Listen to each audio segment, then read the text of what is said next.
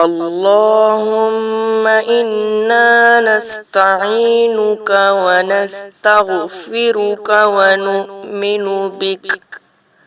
ونؤمن بك ونتوكل عليك ونثني عليك الخير ونشكرك ولا نكفرك ونخلع ونترك من يفجرك.